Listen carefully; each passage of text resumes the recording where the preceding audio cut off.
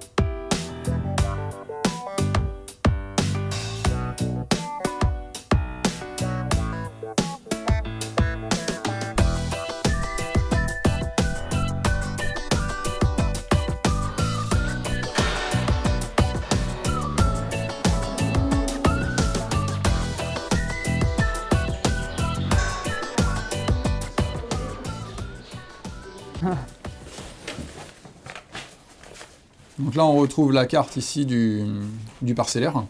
Ouais. Donc la ferme est ici. En fait, ça, ce sont toutes les parcelles sur lesquelles les animaux vont tourner. Okay. La pousse de l'herbe est en général je dis en général, c'est 3 semaines, hein, le temps cible. Donc théoriquement, il faut au moins 21 parcelles. D'accord. Donc bon, là, il y en a certaines qui ont été retournées en maïs pour justement conserver ce nombre. Okay. Donc le maïs que tu produis, justement. Maïs qui est produit. Tous les fourrages sont produits sur l'exploitation. Ok.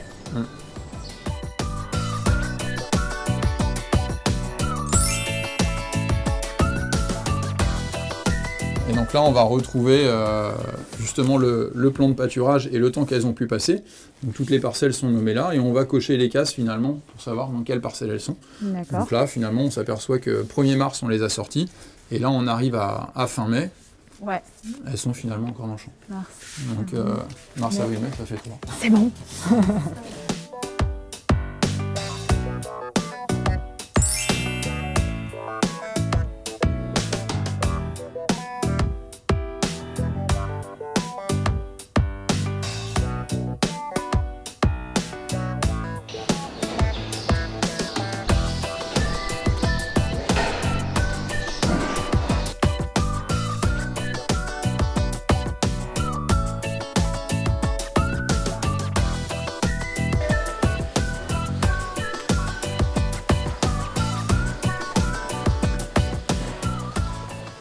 À chaque fois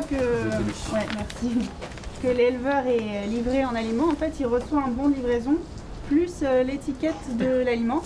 Donc on retrouve la composition. On retrouve aussi que c'est conforme aux filières nourries sans OGM, donc c'est écrit là, et que c'est conforme aussi à l'alimentation bleu blanc cœur. C'est ça.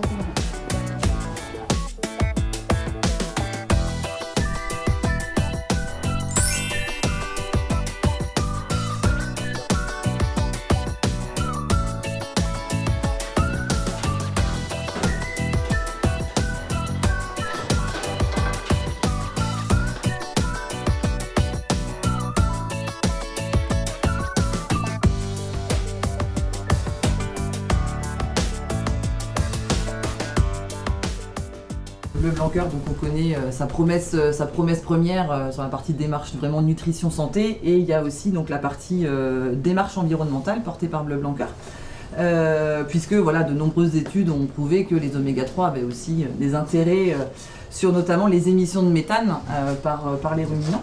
Et donc depuis 2010, eh bien, il y a eu sur cet élevage une économie de 28 tonnes de méthane en moins, un peu plus de 49 fois le tour de la Terre évité.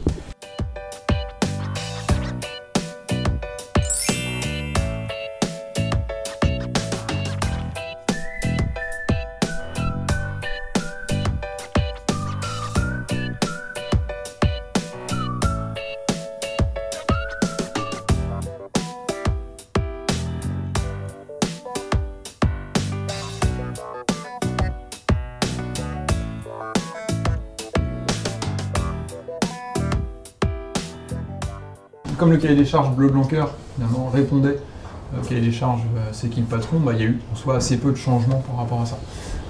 La proportion aujourd'hui de lait qui part chez qui le patron, est variable. Elle est fonction des ventes de beurre. Ouais, du mois précédent en fait. Du mois précédent. D'accord, et donc tu es rémunéré 42 centimes le litre. Tout à fait, sur ces volumes-là.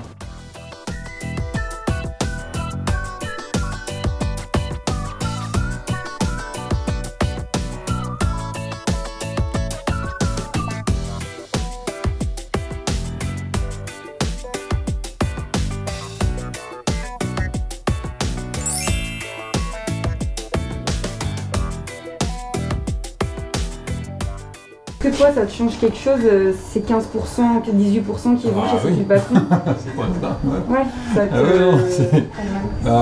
Si on fait le rapport, ça fait 7 centimes de plus au litre de lait pour la part qui part chez le patron. Donc c'est vraiment une chance pour nous de pouvoir avoir une partie de notre lait qui peut être commercialisée dans le circuit c'est le patron.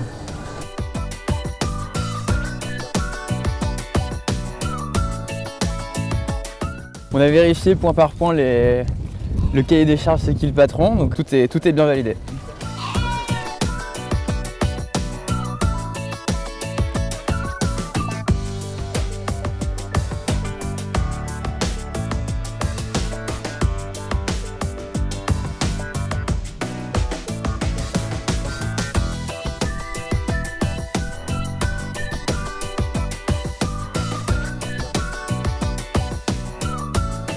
En gros, le lait des producteurs est arrivé hier midi, début d'après-midi à la laiterie. D'accord. Donc il y a le premier process qui va être de décrémer cette matière, de séparer la crème bleu blanc cœur du lait écrémé bleu blanc cœur. Cette crème a été mise à disposition dans un tank spécifique qui est dans une autre salle. Donc il est arrivé hier après-midi ce tank. Donc on l'a ensemencé avec des ferments lactiques, on l'a mis à une certaine température. Voilà, pour favoriser la maturation. Et là, on part pour un processus de 16 heures, plus ou moins 3 heures. En gros, on va de 13 heures de maturation jusqu'à 19 heures.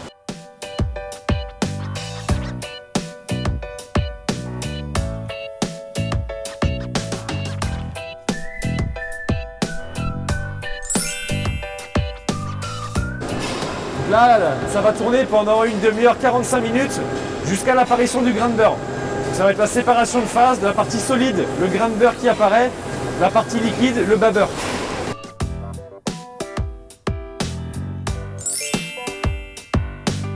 Donc c'est cette machine qui le moule en fait? Ouais, c'est cette machine qui le moule. En fait, là, ce que vous avez, c'est un bec. Et ce bec, il a la forme de la plaquette de beurre. Sur cette machine-là, on a deux moules. On a un moule 250 grammes et un moule 500 grammes.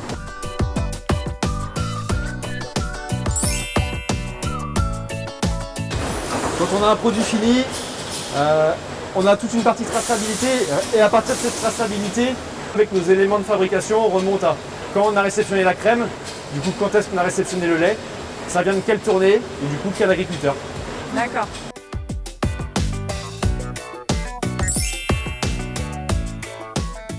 Et donc là, en termes de taux de matière grasse? Alors taux de matière grasse, là on est sur un beurre demi-sel, donc on sera à 80% de matière grasse. Et sur un doux? Sur un doux, on sera à 82. Et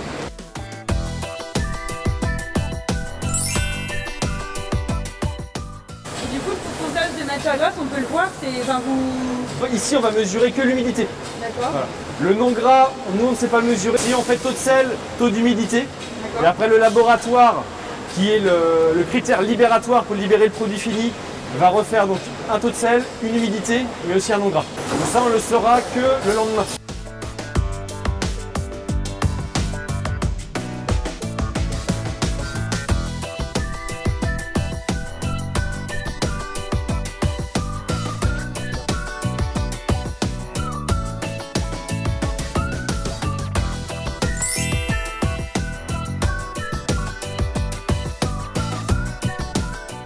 J'ai vu ce qui faisait un bon beurre de baratte, la maturation longue, le taux de matière grasse et le barattage traditionnel. Je suis super content.